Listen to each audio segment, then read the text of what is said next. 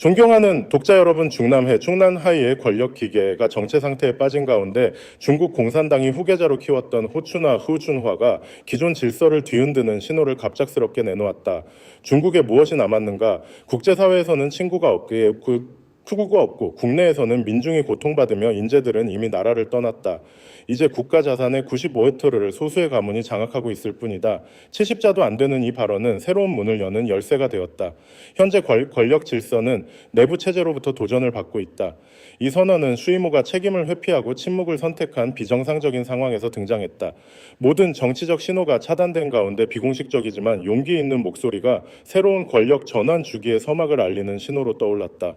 그러나 내부의 동요는 이야기의 절반에 불과하다. 나머지 절반은 국경 밖에서 시작되었다.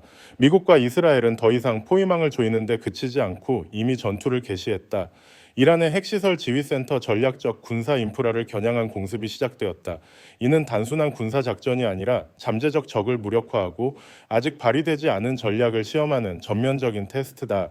이란은 눈앞의 표적이지만 이 작전의 더 큰 숨은 변수는 중국이다. 호춘화의 목소리. 호춘화는 베이징에서 원로들과의 비공식 대화에서 짧지만 강렬한 발언을 던졌다. 한때 중국 체제 내 차기 후계자로 꼽혔던 그는 다음과 같이 말했다. 우리에겐 무엇이 남았나. 고통의 세월을 겪고 나니 이제 아무것도 남지 않았다. 국제사회엔 동맹이 없고 국내엔 민중의 고통만 있으며 재능 있는 이들은 모두 이민을 떠났다. 지금은 소수의 가문이 국가 자산의 95%를 쥐고 있다. 이 발언은 공식적으로 발표된 것도 특정인을 직접 비판한 것도 아니지만 그 내용은 현재 집권 체제, 특히 시진핑의 절대 권력 시대를 정면으로 겨냥한 일격이었다. 체제 내부자들은 이를 시진핑의 통치 정책에 대한 직격탄으로 묘사하며 특히 시스템 전체가 침묵과 정체에 빠진 상황에서 더욱 충격적이었다고 전한다. 호춘화는 평범한 관료가 아니다. 그의 정치 경력은 중국 공산당의 후계자 양성 모델을 대표한다. 16세에 베이징 대학에 수석으로 입학하고 학창시절 베이징 공산주의 청년단 부서기를 역임하며 최고의 정치적 발판을 다졌다. 27세에 부국장 29세에 국장 34세에 차관 43세에 장관 45세에 허베이성 성장으로 임명되며 중국 공산당 역사상 가장 젊은 성장 기록을 세웠다. 이후 티베트 내몽골 광둥 등 민족 경제 안보 면에서 전략적으로 중요한 지역을 거치며 신뢰받는 인재로 자리 잡았다. 최종적으로 국무원에 배치되며 상임 부총리 나아가 주석으로의 길을 준비했으나 제20차 당 대회에서 모든 것이 멈췄다. 징계도 스캔들도 숙청 캠페인도 없이 그는 전국 정협으로 밀려났다. 이는 실질적 권력이 없는 의례적 기관으로 당이 더 이상 사용하지 않지만 제거할 수도 없는 임무를 보관하는 방식이다. 시진핑은 단 한마디로 호춘화의 승진 사다리를 끊었다. 이는 개인적 결정이 아니라 장점인 장세민 시기부터 후진타오, 원자바오, 문카보가 유지해온 세대별 권력 이양 모델을 전면 부정한 것이다. 왜 지금 호춘화의 발언이 충격을 주었는가? 이는 단순한 실망의 표현이 아니라 현 체제 전체에 제동을 건 행동이기 때문이다. 이 발언은 6월 정치국 회의가 지금까지 소집되지 않은 초유의 상황에서 나왔다. 현대 중국 정치에서 정치국은 매달 회의를 열어 전략 인사 정책을 결정하는 관례가 있다. 회의가 열리지 않은 것은 단순한 절차 문제가 아니라 당이 혼란에 빠졌음을 보여준다. 이런 맥락에서 호춘화의 발언은 침묵하던 내부 세력의 첫 공개 비판으로 시진핑의 권력이 더 이상 절대적이지 않음을 시사한다. 무엇보다 후계자로 준비되었던 그가 여전히 정치적 기반을 유지하며 다시 판에 뛰어들 준비가 되었음을 보여준다. 이 발언이 포문이라면 표적은 개인이 아니라 지난 12년간 개인 독재 체제를 키워온 권력 시스템 전체다. 포성이 울린 이상 그 소리를 다시 막기는 쉽지 않을 것이다.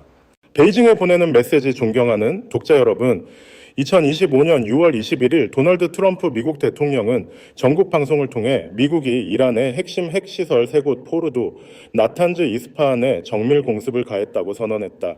이는 이스라엘의 원격 타격과 달리 미 국방부의 직접적 군사 행동으로 그는 단호히 말했다. 이란은 우리를 시험하지 말았어야 했다. 경고했지만 듣지 않았고 이제 그 시설들은 존재하지 않는다.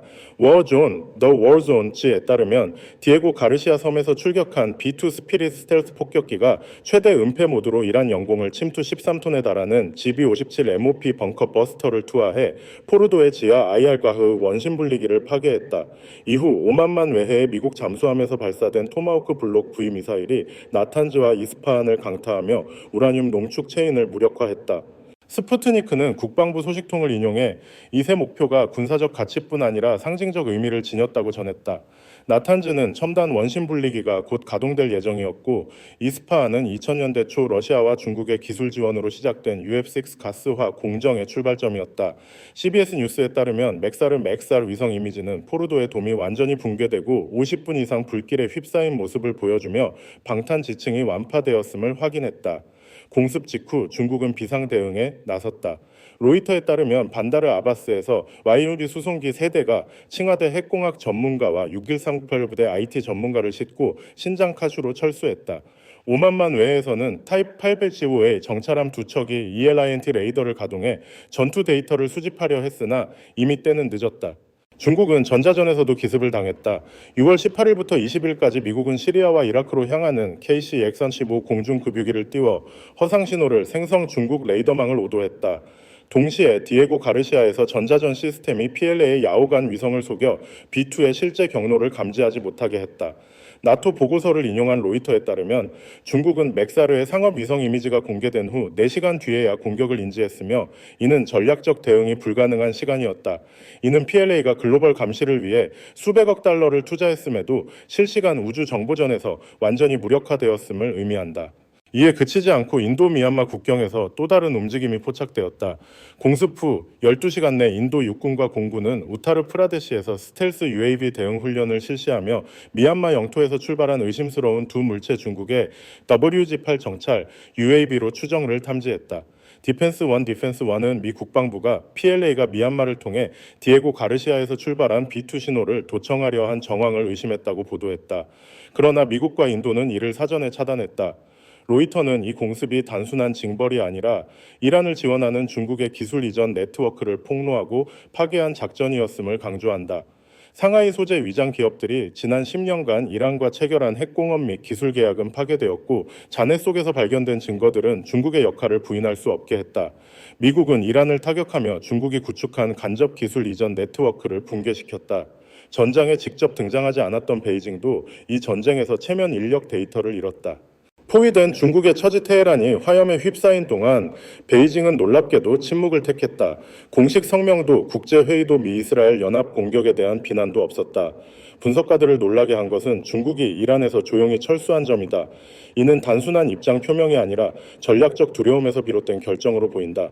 서방 정보 소식통에 따르면 핵시설 공습 후 48시간 내에 포르도와 이스파한에 있던 중국 기술 전문가들은 Y2C 군용 수송기로 급히 철수했다. 이는 다음 타격의 표적이 될 위험을 피하려는 동시에 테헤란의 핵 프로그램에 기술적으로 관여했음을 감추려는 의도로 보인다. 만약 잔해 속에서 원심 분리기 설계도 중국 연구소의 제어 소프트웨어 혹은 전자기기 속 한 줄의 한자라도 IAEA나 미국에 의해 공개된다면 이는 외교적 타격을 넘어 평화로운 중국이라는 글로벌 이미지를 붕괴시킬 수 있다. 경제 위기와 민심 위반 속에서 공산당은 이를 감당할 여력이 없다. 미국과 이스라엘이 테헤란을 점령하거나 정권을 전복하지 않고 핵심 핵시설만을 정밀 타격한 것은 어떤 선언보다 강력한 메시지다. 워싱턴은 정제를 파괴할 필요 없이 내부 붕괴를 유도할 수 있음을 보여줬다. 이라는 단일 국가체가 아니다. 페르시아인, 아제르바인, 후제스탄 아랍인, 북서부 쿠르드인, 동부 발로치인, 북부 투르크멘인 등 수십 개 민족으로 구성된 국가다. 테헤란의 중앙 권력이 약화되면 이들 각자는 국가 구조를 뒤흔들 수 있는 칼이 된다. 이는 미국이 과거 유고슬라비아 1992년 6개국 분리와 소련 1991년 15개국 이상 분리해서 사용한 전략과 유사하다. 이라는 그 최신 실험장일 뿐이다. 그러나 여기서 중요한 점은 이 시나리오가 중국에서도 재현될 수 있다는 점이다. 베이징은 신장 재교육 수용소 티베트의 승려 통제 내몽골에서부터 광시까지의 지역적 다양성 억압으로 민족 통합을 유지하려 하고 있다. 신장이 분리되고 티베트가 봉기하며 홍콩이 동요하고 대만이 독립을 선언하는 후기 위기의 중국은 베이징의 지정학적 악몽이다. 이 악몽은 이란 작전을 통해 어렴풋이 현실로 다가오고 있다. 이란 공습 후 PLA 지휘관들은 미국이 단 한 번의 타격으로 적의 전략적 역량을 제거할 수 있는 제한적 억제 전쟁 모델에 대해 긴급히 논의했다. 문제는 PLA가 이 같은 공격을 견딜 준비가 되어 있지 않다는 점이다.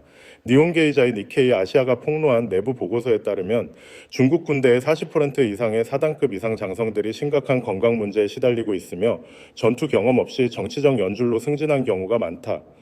PLA의 UAV 대응 레이더 시스템은 미국의 스텔스 네트워크 작전 기술에 비해 최소 10년 뒤떨어져 있다. 이란 공습은 단순한 공습이 아니라 시진핑에 대한 절대적 충성에 매혹된 중국 군대의 치명적 약점을 비추는 거울이었다. 전략적 관점에서 미국이 이란을 시험장으로 삼은 것은 중국을 삼각 포위하기 위한 것이다. 첫째, 아라비아에서 인도양 동아프리카까지의 왜곡진 미국 기지 디에고 가르시아 지부티 미국 인도 UAE 이스라엘 I2U2 연합으로 중국의 석유 수송로를 조이고 있다. 둘째, 이란 파키스탄 아프가니스탄으로 이어지는 중간고리는 1대1로의 에너지 물류 축으로 하나씩 끊기고 있다.